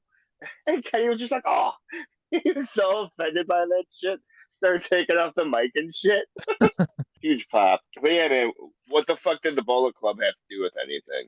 Dude, just randomly, they're Other like, than, well, yeah, so we'll Elite. get him in here. They're like, well, Elite, we have beef with you because the Guns are going to fight you on Dynamite. And so we're going to just jump Kenny in a line with the Callis family, but the Callis family's him managing Takeshita. So why would they align with Great. them for a random one thing? Why don't you just have Pac and Takeshita join the BCC, the Bumbleclaw Club, and then you just have Callis and Takeshita doing all this or whatever? Like, there's just no rhyme or reason. And then people go, because they did the curtain call and they ended their feud. And shut up, Jesus. It's just so bad. And here's the problem with commentary. And you could just tell Taz was fed up with you this. Better stop. Taz was fed up. If this was in the Attitude Era, Collision. if this was Jim Ross and a beatdown like that was going on, the commentary would be like, "Oh my god, like someone get like da da da da." The fucking commentary were just like, "Oh, and they're just like watching and oh, what?" Like I don't know. They either just don't care. I don't know. Excalibur's the only one in it, and Shivani and Taz are just there for money. Anyways, though, your last thoughts on the Kenny beatdown? Any last thoughts? I just want to get into this Hangman part right here. Tony is definitely hanging out, and then Taz is just making sure his son doesn't get fucked. Yeah, Excalibur is definitely the only one that cares. Right. This was the segment that CM Punk was like, nah, you're not coming to the building and fucking recording this, right? They had to film it, I guess, in some other parking garage or something. But immediately following the beatdown, we get into a Hangman Page segment. So the way it was presented on TV was Kenny Omega gets beat down, but it happened earlier in the day, and they're airing it on TV for everyone to see. And then they go, but now we're live with Hangman Page, who's backstage, who has something to say. So immediately after Kenny Omega is brutally beat down and choked and killed by four guys, it cuts to Hangman Page. He's backstage and he's live reacting to it the way we are at home. He's supposed to be. And he's standing in front of an ambulance and he's sipping his beer and he starts chuckling and going, well, if it's going to be a beatdown, golly gee, it should be a 4-on-3 or a 2-on. It should leave him not breathing. And he's in front of an ambulance, he's giggling like fucking Goofy from the fucking Goof Troop. And his friend just got slaughtered by four guys in front of Jim Ross. And this is so fake and fucking phony. And Hangman needs to be serious, or he needs to get with like a hot cowgirl mouthpiece or something, because this is just cheesy, fucking fake, phony, dumb fuck. Like, who fucking said this was? Oh, yeah, laugh. Yeah, make sure you're laughing when the promo starts. And this was a pre-tape. So I was trying to save it there, but yes, this was the pre-tape that Punk didn't let him do a collision. So they did it. They didn't do it live. This is a pre-tape, and nobody there went. Chris Daniels wasn't going, no, don't laugh, bro. Who the fuck's back there, dude? It's just no one's taking this shit serious, man, and it really fucking frustrates me. At least in WWE, yes, is Otis and Gable goofballs, yeah, but at least is Roman super serious? Is like Rhea super serious? Is Damian Priest super serious? Is Cody super serious? Is Seth even? Is he serious? Yes, he's fucking serious, bro. He's just like, he's like the Joker in Michael Keaton Batman, bro. He's like Jack Nicholson. He is serious. He's just kind of crazy. Yeah, anyways. I mean, that was just utter, that literally made me want to put my fist through the fucking screen. This Hangman shit, bro. One last thing. Yes. Can we talk about the guy that walked up? The guy that walked up and told him he can't be drinking that beer. Do you recall? Yes. Oh my god. That's the medical guy with his lanyard. This was all ass. I thought he stopped drinking for Christ or whatever. Bro, the characters don't matter. What is AEW's like a whose line is it anyways? Everything's made up and on the spot and the points don't fucking matter. So up next, we have, oh man. Fuck yeah. What? Why is it automatically negative when we get to the best part of the fucking show? I don't know, man. Dude, Don Callis is okay, I'm gonna break this whole thing down. So I have notes on this, right? That's pretty good. Brother. Okay, you give me your thoughts on this first, because I'm gonna bury the fuck out of this. So you tell me what you think about this first. Well, first off, AEW's out of control. when Judas is getting skipped, when it's not being played on television. No. That's how you know we've hit level Because they're not WCW. singing it the way they are. They're not cheering for the Bucks the way that they want them to. They're not popping for when Yuta comes out. He gets an anti-reaction. You can hear people's voices retract somehow. Fucking the echoes come back in the arena when the motherfucker comes in the building. You know what I mean? Like no one gives a fuck. Sorry, go ahead.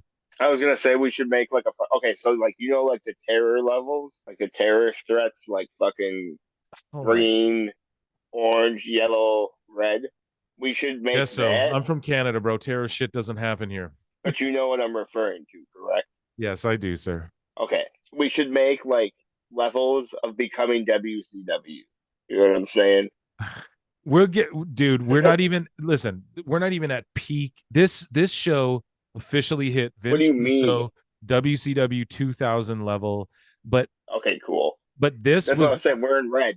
I don't know. This is all caca, but we're about to get into the WCW level shit. No, to me, this was like orange, like tilting orange. And then the Texas Chainsaw shit just put us in nuclear fucking overload, hide under the desks. But anyways, go ahead. Tell me your thoughts on this Jericho shit because I'm gonna go off on this. So because I know you're gonna suck Jericho's dick here. So let's hear it first. Wow.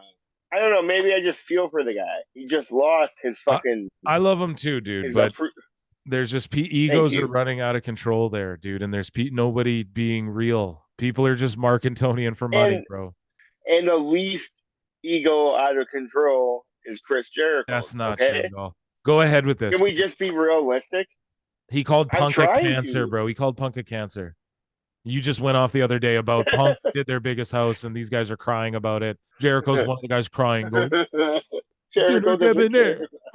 Go ahead. I want to hear your shit because I'll need to rip this up. Go ahead. That was fucking bullshit. The painting was bullshit, dog. That's all I have to say. Who would pay for that? I don't know. That really fucking crossed the line with me. Hairline, always in kayfabe. I don't know, man. So my favorite commentary line is Jericho goes, 3 years ago, Callis, you weren't even in the wrestling business and nobody cared about you. And then Taz goes, yeah, that's true. Huge pop on that. Yeah, for sure, bro. Oh, God.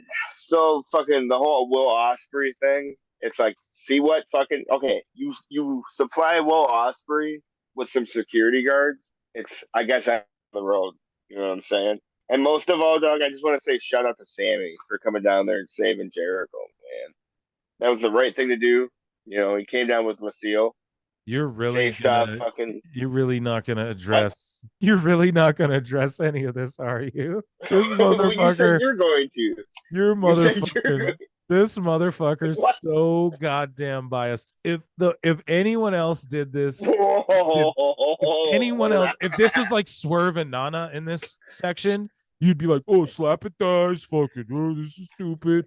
If this is anyone else involved in this level of Vince Russo level asshole Dixie Carter level garbage fucking nonsense that I'm about to tear up. Well, first of all, I just don't get what you're getting at about me not pointing things out. I pointed out the worst part, the Jericho decapitated painting. That was atrocious. Okay. All right, so your thoughts. I wrote, this Jericho shit is so fucking cringe. Why the fuck would Don Callis bring that picture if there was one iota of a chance that Chris Jericho could have said yes? The neckbeards will say, but Don Callis acted surprised. But what would he do? No, but why would he do something like out of a fucking cartoon and bring a oh yeah, I'm saying no, let's just get out of here and forget this painting, like a fucking Nickelodeon at night cartoon, like some goofy fucking like Family Guy. Okay. And then like, why would he just do that, period? What would have made this way better is if, like, I swear to God, Jericho just saw what MJF and Adam Cole were doing and we're like, no, I need my best friend angle. I'm a best friend with Don and he will betray me. It'll be Edge. Because, like, dude, all they had to do was Jericho says yes to join the crew. And then, do you know how you get more sympathy on Jericho and more heat on Callis? And then you still keep the JAS broken up, but Sami still has his back. So you keep Jericho kind of babyface heelish, right here. You have Jericho say yes, and then Callis goes, "Oh, great, here's my new gift," and we're expecting like them all oiled up, or like a crazy painting, right? And then it's the beheading painting, and then Takeshita just jumps Jericho, and then they beat him down anyways, and they're like, "No, fuck you." And then Osprey's there, and he's like, "No, fuck you. We don't like any of you. We're taking over AEW. The family's expanding without you, Jericho. Fuck you." Nope. Right? You That got would have been this. a million times better. It would have been a Nope. million times more logical. If you want to make Jericho versus Osprey, have this angle happen last week, and then this week have Jericho go, "You know what, Osprey?" Or maybe they'll still do it leading up, but he's got to be like, "Dude, you were jerking off on Canadian fans at the fucking Forbidden Door show in Toronto. I'm gonna fuck you. I'm standing up for Canada. Callis, you're a backstabbing prick. Fuck you, Osprey. Yeah, I got heat with you for bullshitting on Canada." Right? That's all I'm saying, dude. There's so many ways to do this, and instead they just do like, "Oh, let me look at the painting." No, don't look at it. Like a sketch on fucking Kids in the Hall. Like, this is just, it's goofy. This is goofy, bad acting, garbage, gaga. And I wrote, "Fuck this show." I love Kids in the Hall. Me too, dude. Shout out Canada. But it's, if I love Kids in the Hall when I'm watching Kids in the Hall. Up next. Correct. Oh, yeah. And sorry, Guevara runs out, makes the save. Yeah, thank you. Who gives a shit? He got the biggest pop he's gotten his whole What career. do you mean? But What do it's you, garbage. I care. For the I don't for the matter. 400 people who care about that shit. I don't matter. None of us matter. No, we you don't matter to me, bro. But That those doesn't sound weirdos like you associate with, no, just kidding. No, Jericho just needs to get fucking serious, man. If I'm him, I It break sounds off like- from everyone. I get Big Show as my heater, and I just retire. I just do some Jericho shit and retire. Yeah, because Big Show is notably, Jericho notes him as like one of, if not his number one favorite tag team partner of all time. No, you know, I know. So I'm just saying, right. like, So imagine an angle where where they do Jericho If one he- last run, Guevara, and then he knocks Guevara out, and it's like a big, or just go full babyface. Like, I just don't get, I don't get it all, man. I don't get it all, man. It's that's like because he's, you're not cool. yeah, right. Anyway, so Jack Perry says next week on Dynamite he's going to retire the FTW Championship. I wrote, "Thank fuck." Up next, Darby Allin and Nick Wayne take on the Gates of Agony, Bishop Khan and Toa Leona. Now, I botched this motherfucker's name when we talked about Swerve's faction before. This guy, Toa Leona, if the faction was Toa Leona, Swerve, AR Fox, and Powerhouse Hobbs, and Prince Nana, I think you got money right there.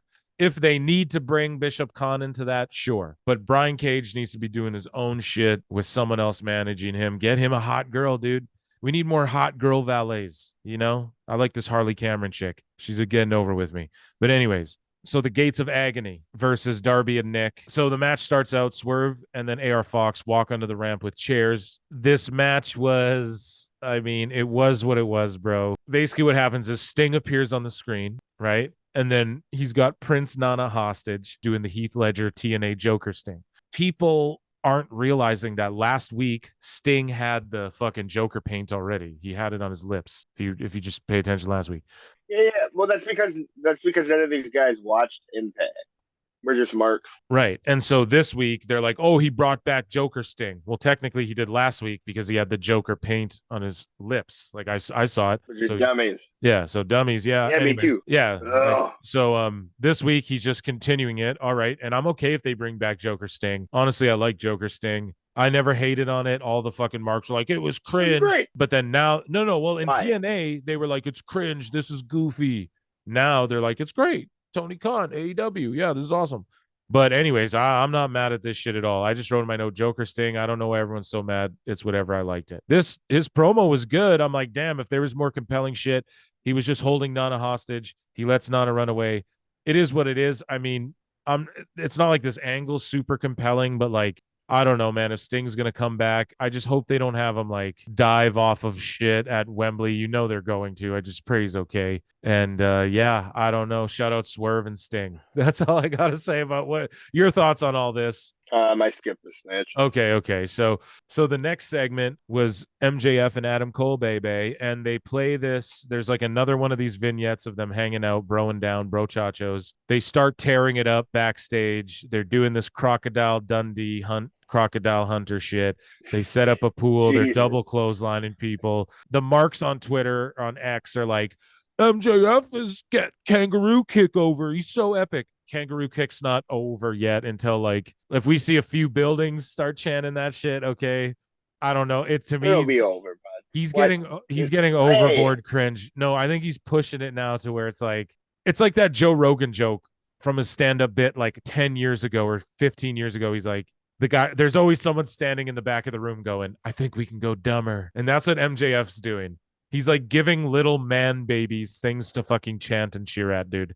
It's fucking weird to me. It's getting to like, all right, kangaroo kick. You're That's just what like AEW is. You're just insulting my intelligence to like a degree. Now I'm souring a bit on MJF. So, anyways, isn't that weird, dude? It really got to me. This one really. Now, all of this. No, I just want to surround it by saying all of this was awesome, and the Tony Khan coming out and getting mad, and everyone memeing and going, "Why the fuck can't he do that in real life?" Like it's a joke. Like MJF's like mocking. I don't know. They're like making fun of Tony Khan. Imagine if he really handled his roster like that and yelled at them and were like, get your shit together and fucking figure it out.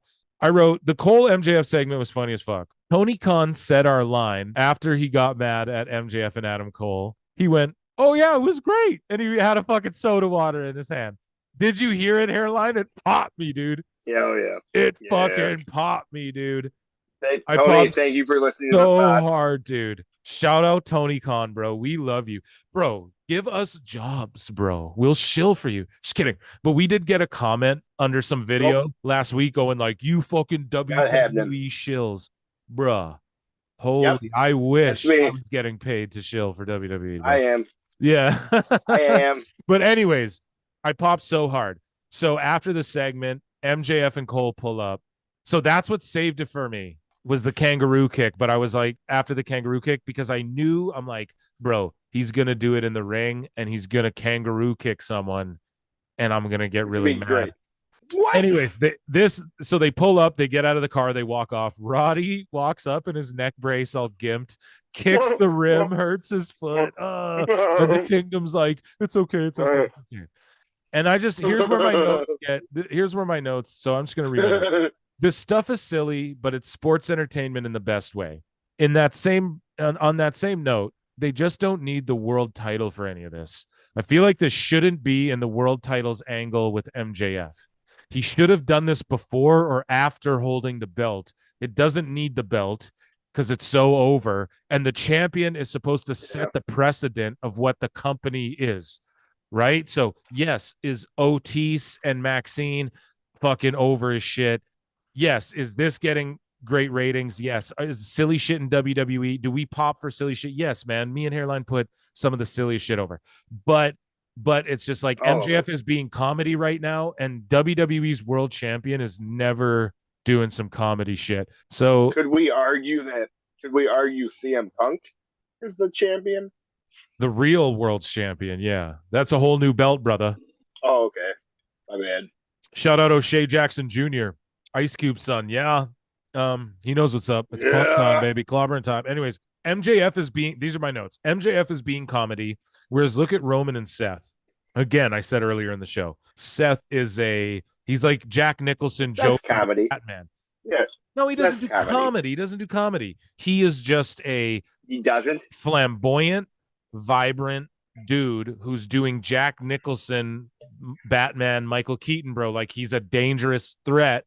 He's just a loose cannon kind of, and he just it's not comedy. I don't see it as comedy. Anyways, so I wanted to see when MJF won the title, I wanted to see him just Ric Flairing and weaseling and healing and JBL dirtbag style through a title run for a year or two untouchable, because this stuff is so silly, but he's genius because he knew the crowd was turning to like him. So he is making the marks like a fucking piece of shit because they're going to cheer for him anyways. So he's going to get them under his thumb until he does something so despicable that they'll have to naturally turn on him, as these fickle fans do. And he's genius for this. So I'm not knocking any of this, but I'm like, I just wish the world belt was doing some other shit, man. You could be getting people over. What the fuck? People are carrying around ROH titles. Claudio could be wrestling fucking Joe for the world title or something. I don't know, man. Anyways, MJF's openly mocking the marks, kangaroo kick. He's giving grown man children shit to cheer along with. It's gross, but that's why he's so fucking genius. He's still a heel, but he's over like a baby face until he does something super disgraceful. It just sucks the world title's caught up in this. MJF brings up Cody Rhodes in his promo, and the fans boo Cody. Fuck them. He brings up WWE and doesn't give a fuck. The crowd was stunned, and he put WWE over, and I think the crowd was stunned he would do that because he was putting WWE over. But then it turned into, it was all a dream. I dream, you dream, we all dream for Ice Dream. It's boring and tiresome. I hate all this. I dreamed and wanted to wrestle you, and I love you, and we dreamed about you, and my dreams are dreams. I just want motherfuckers to fight because they're the baddest motherfuckers and want to be the best in the world. This is about, we're bro chachos. And then I do like that MJF was like, yo, but I'm still going to fuck you up, though. Like, don't get it twisted. And then they do their little catchphrases, sports entertainment-y, WWE shit. And then the Aussie Open guys come and fight them. But then MJF and Cole just beat the fuck out of these guys. So these guys just win this belt. They're supposed to be these champions. They're wrestling on the pre-show. So they're going to job to the fucking world champ and his buddy in the pre-show of the fucking biggest pay-per-view of all time, or so they say. And they're just, you just jobbed them on TV. So these guys are schlubs that they're fighting. What the fuck is going on, bro? I don't know. I'm just hoping they do like a double swerve where like MJF, the Kingdom side with MJF and fucking beat the shit out of Cole and Roddy. But Cole teased like he was going to super kick MJF. So maybe what we see is MJF side with Roddy and the Kingdom, or I think there's some double swerve. It's going to happen at All In. I think they're going to kill this one early. I think rightfully so, like a righteous knockout, an RKO, if you will, because this shit needs to end. It's getting way too out of hand goofy to where you got to get the world title out of both of these guys' hands. I think fuck both of these guys right now. If they're going to be doing this comedy shit, I don't need the world title involved in any of this personally. It's like a slap in the, look at what Roman's doing. Look at what MJF's doing. What name one serious belt in AEW? Oh, Punk's motherfucker. The fuck, bro. And they put him on the worst show, like the worst time slot show. This is a disgrace to wrestling. Right. It's a disgrace to wrestling fans. MJF's a genius for making this, keeping himself over, and I'm thoroughly entertained with all this.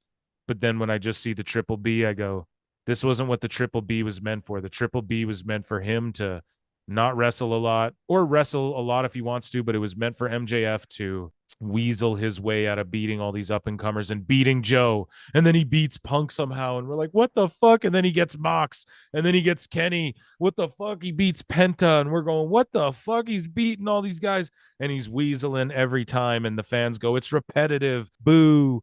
Because here's the thing, right before MJF started leaning into all the fan service shit he's doing, right before that, the fans were legit turning on him going, MJF's being phobic, and I'm getting kind of sick of the whatever he's doing. They were really starting to really turn on him. And then he leans into this, and I go, why keep them on your side?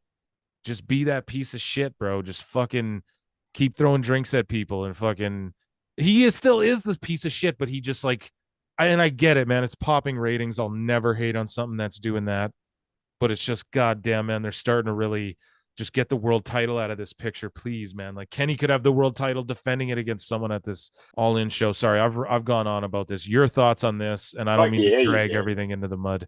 Go ahead. So as far as the video package, how fucking unrealistic was that Tony Khan shit? He would never in a million years raise his voice. That's sort of what made me pop about it, though. Like, I think they did it good. Like, it was filmed well. I don't know how many takes it took them, but this was less cringe than him standing there trying to be a normal guy. Like, he's good at acting.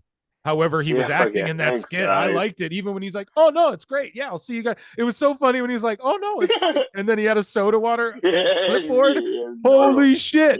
You've been watching our videos. Like, Mox is Yeah, going. Tony, thanks for They're all listening. watching our shit. Shout out AEW, bro. We love you, man. I actually love you guys. Yeah, I take everything I said back. thank you guys for listening. Yeah. Anyway, sorry, Hairline. Give me your Shit. thoughts. Give me your thoughts, dude. It's just very unrealistic that Tony Khan would fucking yell at anyone ever. He'll just smoke their dope and then ghost them. It was dope to hear Cody's name. Like you said, fucking Aussie Open got bodied. That's kind of the stupidest shit ever because it's all like, well, the credibility of this match is now gone. No need to tune in. Man, fucking Roddy should just stay home. You know what I'm saying? It's like, bro. I think Kyle real. O'Reilly's going to come back soon. I think we're going to see a triple swerve where we see Bennett and Taven and MJF versus O'Reilly, Roderick, and Cole. Roddy, just stay home and heal up, bud. Because you don't like what's going on. You're out here hanging out with the fucking kingdom. Stay home, dog. I like it. All right then. Okay, so up next we had the Texas Chainsaw Death Match, my friend. Where do we start with this? So first off, let me just preface this by saying everyone's going to the Miz Zombies. Yeah, that was garbage too. No, it wasn't. This was maybe you could argue this was maybe less garbage than that, but I don't think so. And at least from a production standpoint, from someone who's done some time in editing and production, this match was atrocious. Nothing's worse than the Mountain Dew match. That one was the worst. No, people shit on that, but yeah, that one was maybe I don't know. I think that's a toss up for me. It's like they're almost tied. Here's the one thing though. I'll give you this. For all the people who shit on the Cinemoji when they talk about, remember when WWE did a swerve, they did like a Beyblade brand integration where they put it on the Titantron during Austin Theory's entrance when everyone said, oh, they're burying Theory, and then Theory won the match. You know, like that was a good swerve. So people shat on that. People shat on when WWE did the Cinemoji or whatever at WrestleMania. You guys, a Cinemoji mascot compared to what happened in this fucking match. Let's get fucking real. Now, I put over, if you listen to old episodes, I've put over when Tony Khan's done like, okay, Kong versus Godzilla's coming out and it's a Warner Bros. Movie. And so we're going to have Bear Country versus Jurassic Express and shit. I've put that over. Like, no, that's smart when they do that. When the Elite did the Looney Tunes thing where they came dressed up like the Toon Squad, that was pushing it. That was pushing it for me. Space Jam. Yeah, that was pushing it. It's this so WCW is peak Vince Russo, WCW, 2000s, closing up shop, going out of business. Jeff Jarrett's in a fucking match. Literally, Jeff Jarrett was in this match. Okay, that's how fucking this is like Vince is getting his checkbook ready, about to fucking consume all of this intellectual property here. Like, I'm not. Endeavor's like, all right, how much Ari Emanuel's getting his checkbook ready, because this was just, I'm gonna go through my notes here, but basically, dude, yes, okay, I'm just gonna go through my notes. Okay, I'm not going through spots. I'm not going through any of that. I'm just gonna go through. I wrote this down as I go. So we come back to the ring, and it's a Texas Chainsaw Massacre death match, right? In capital letters, I wrote, what in the fuck? This is bad late WCW. This is Russo WCW. Yeah, I wrote in my notes, literally Jeff Jarrett was in the match. Jeff Hardy comes out.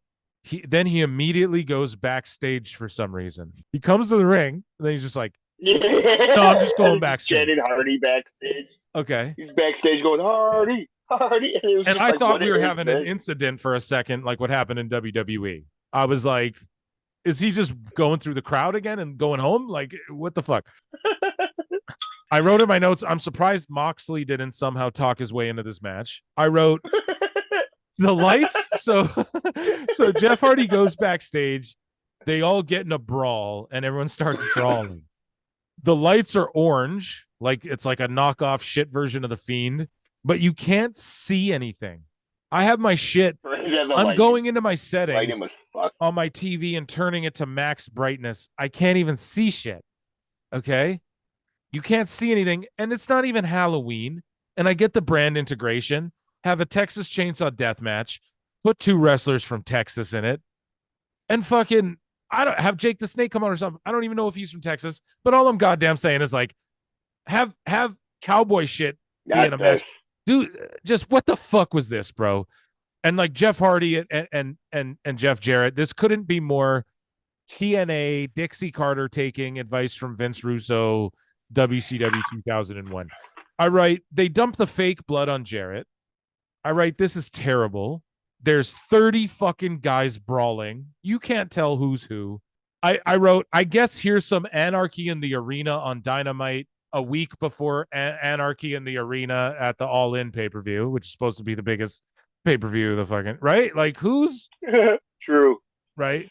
I wrote, this is Gaga trash garbage for babies. I wrote, Leatherface comes out of nowhere with skinny Leatherface chainsaw noise coming out of the arena and him pretending like I don't know what a real chainsaw looks like when it's turned on. What the fuck? He chases Karen Angle off, and like no one knows who's under the thing. I'm like stumped, bro. She was no she one was in knows the ring. Who's under the who's under the mask, chases her off. Did he kill her? Did the cops come? Leatherface. Who was that? Yes. What was the outcome of that?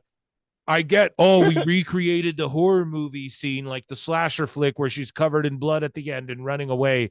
How did Jeff Jarrett talk Karen Jarrett into getting a job? What the fuck is going on? And then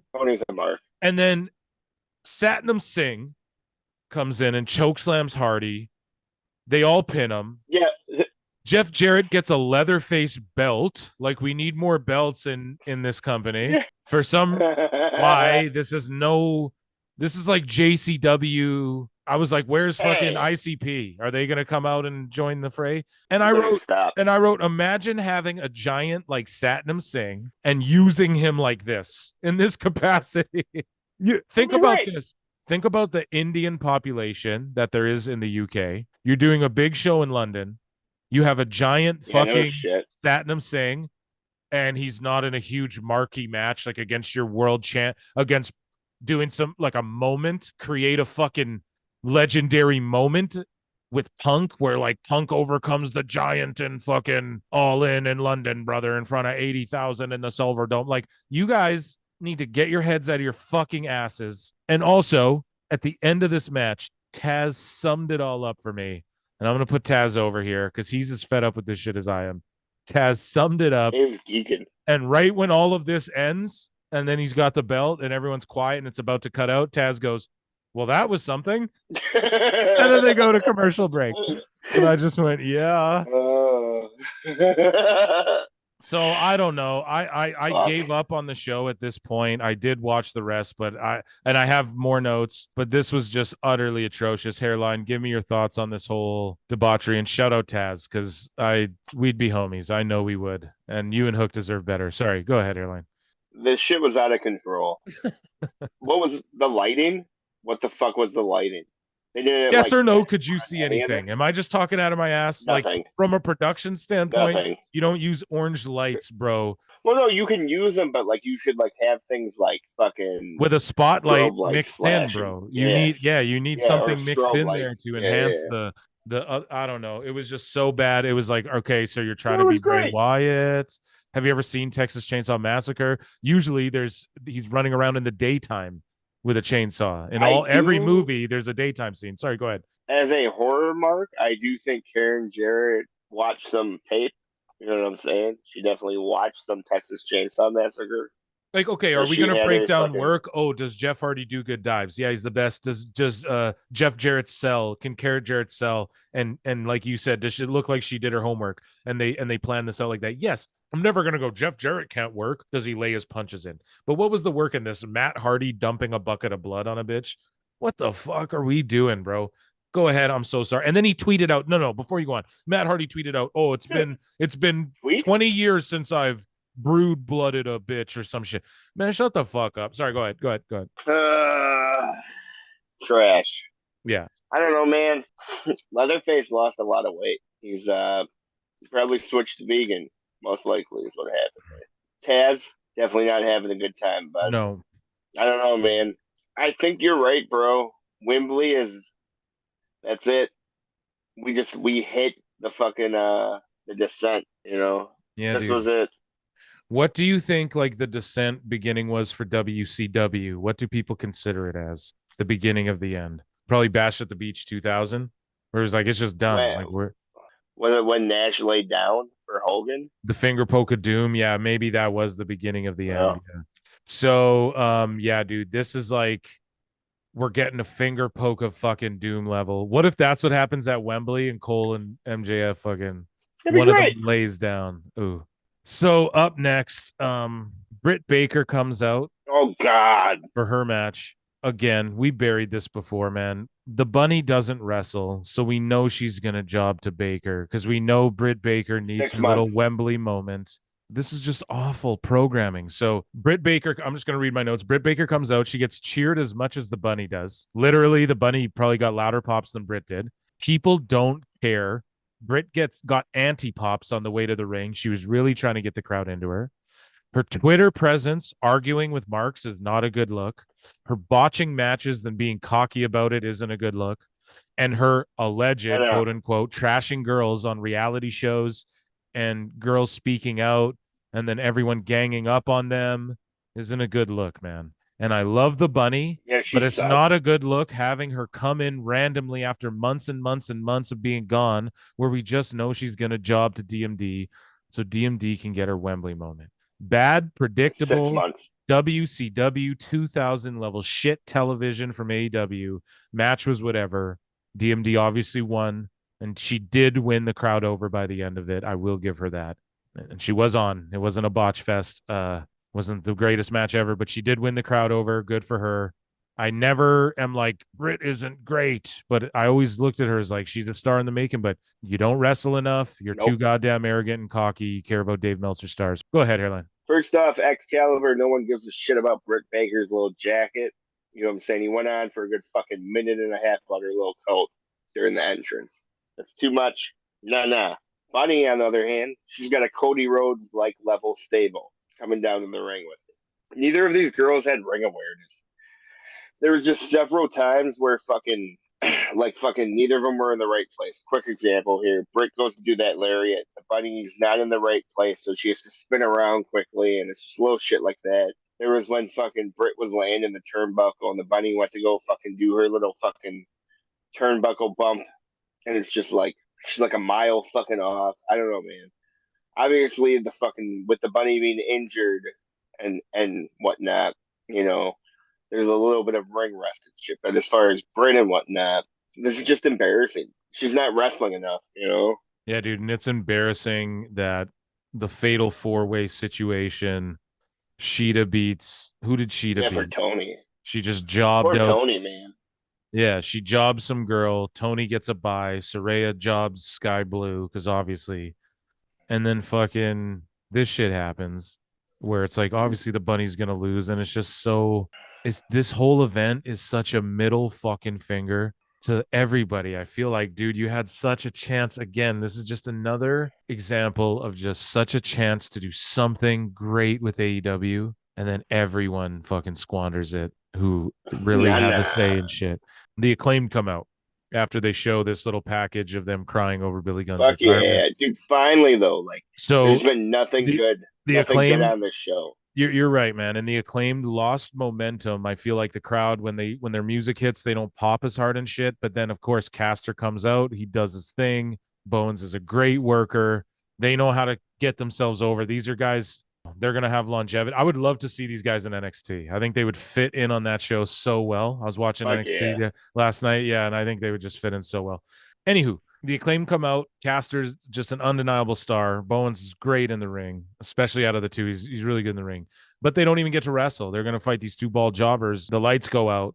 The audience doesn't react that the lights go out because it happens every show, and the commentary don't react because they're there for the money and don't give a fuck. House of Black shows up. They beat everyone up. I wrote, who gives a shit? More of who gives a shit right now. Yeah, man. So for me, it was like, finally something that's fucking credible is about to be on the show. Oh, never mind. We're going to ruin it with spooky shit.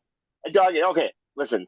I'm going to fucking make a new rule here. If we get the Acclaim, someone from the Acclaim, okay, if we get Caster versus the Cuck in a fucking daddy ass's boots on a fucking pole match, you know what I'm saying? I'm done watching. No, listen. Because they're listening to the show and they do what we're saying.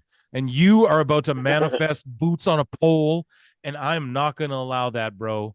It takes one motherfucker back there to go, you know, if Russo did do boots on a pole before, let's get it over. We can get boots on a pole over. Aubrey, haven't you heard of me? I'm Aubrey Edwards. I can get boots on a pole. I'm done. Okay. Yeah, Listen, no, I agree. Any spooky shit you can skip. I won't get mad at you. Only if that happens, though. If we get fucking Caster versus the Cuck with Daddy Ass's boots involved, I'm done. Okay? Done. We're like this close. No more spooky shit.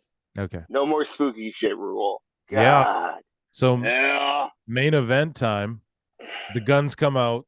Their music hits. They're repping BC Gold, which I love. The start of their music's like Bullet Club for life, and then it goes into their theme. Excuse me. So their attire's black and gold as well. They're repping it to the fullest. I love that. And their music is awesome. They look awesome. They have one of the best entrances in the game. And so what do the Bucks do?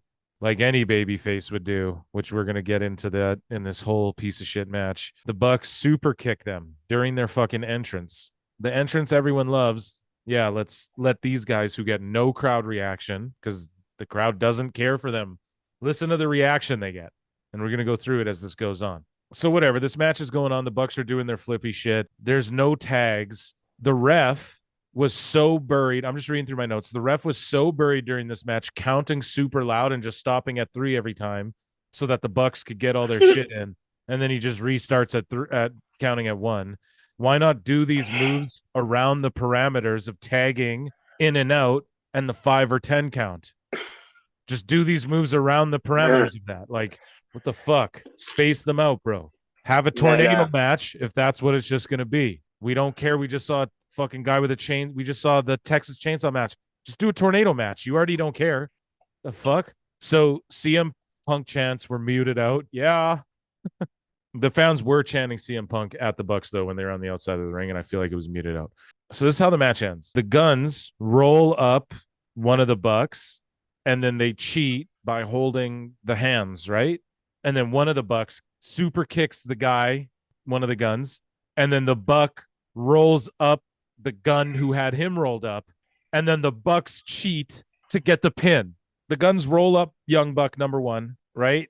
And then the Gun is holding the other Gun's hand, and then fucking the Bucks reverse it, and then Young Buck 1 is holding Young Buck's 2 hand, and the baby faces cheat to win the match. Are you following this logic? Nope. Yeah, me neither. And I'm so, like, dumb. I had a fucking brain fart there just trying to explain like what's going on here, because I'm just staggered, and at this point of the show I'm worn out, and I'm just like, this is fucking redundant. This is all redundant. So BC Gold run out to attack the Bucks. The crowd's chanting "Bang Bang Gang." They're more over than anyone in this match. Well, I guess the Guns are Bang Bang Gang, so the Guns are more over than the fucking Bucks right now. FTR comes out, huge pops. Okay? They get big pops. They're way more over than the Bucks. But they save the Bucks, who are their enemies, right? It's all respect in this match, man. We're going to get the Bucks and FTR versus BC Gold at the Go Home show. We're going to get an 8-man tag. We already know. The Bucks and FTR are going to team up to fight all of BC Gold leading up. And I wrote, yay, sarcastically. So FTR chants as throughout, loud FTR chants as the show goes off the air. They're more over than the Bucks. The Bucks music plays after the face-off, even though they just got their asses beat and FTR is way more over. But FTR is going to lay down for the Bucks in the trilogy of the best tag team. Who's the best tag team of all time trilogy? FTR is going to lay down at Wembley, and it fucking disgusts me, even though they're having back-to-back years of some of the best tag team wrestling any team in pro wrestling has ever had in the history of the sport. And the Bucks never put the title on them when they should have. And the FTR still took it on the chin, and they're still having another year. And the Bucks have been in a trios for the last year. For fuck's sakes, they haven't even been in a tag team. So fuck who's the best fucking tag team. And fuck you, Hairline, and your fucking anti-FTR narrative that I know you're going to spew, because we need you in this fight, Hairline. We need you in this fight because FTR have had 2 stellar years, and they're about to lose the best tag team ever shit to 2 guys who've been in a trios the last year and are 8 times less over than these guys, for fuck's sakes, and you're going to support it with this anti-FTR fucking hate you're about to spew. And yeah, I just feel so bad for FTR, and this was the worst Dynamite in the history of Dynamites including the pandemic era. Go ahead. So I skipped this match. Okay, there you go. And then I went to the Bullet Club attacking them. Mm-hmm. You know what I'm saying? So I started watching it again because the match was over. And then the Revival came out. And I'm not gonna watch these guys' opponents come save them. That's just the stupidest shit ever. And you just explained it so that they can do this little tag match, and that's even stupider. So as soon as the Revival's music hit, I turned it off. You know what I'm saying? I was done. No. Okay. Well, yeah. That's basically, the FTR super over. Really though, hairline, you're making shit worse. We need you on the, and our listeners agree. Our listeners love FTR, man. And I know you don't care. I know you don't base but dude, we need you in this side of the battle. You have to agree. Like, should FTR be laying down for the Bucks, bro? Nope. Usos. Nah. They're not even a team, bro. They're not even a team right now. Listen, we can't. Doesn't matter. It does matter, bro. What you're doing is you're doing this mark narrative that the Young Bucks are doing. You can't be the best tag team in the world if you spent the last year being in a trios.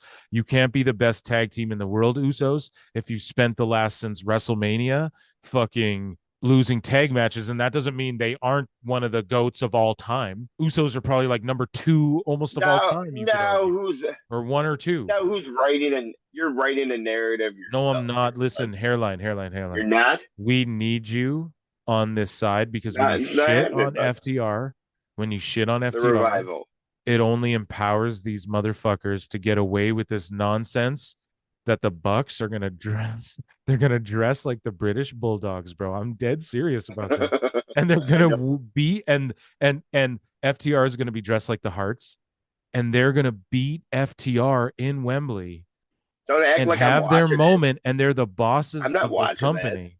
They're the bosses of the company, and they've been in a trio and they've been make-believing that they didn't get smacked by Punk, and they're going to do this match a year late, and they're not going to do it the proper way like they should have given FTR the belts. They went and played Gaga, triples, trios champions, and then now they're about to lay down after we just saw Dave Meltzer admit that FTR had the fucking best tag match of all time on American television with Bullet Club Gold, and that they came off of that year with the Briscoes and all that shit they did, and the Bucks, and they played the Bucks music as FTR was getting chanted to go off the air, because AEW cannot admit when they're wrong.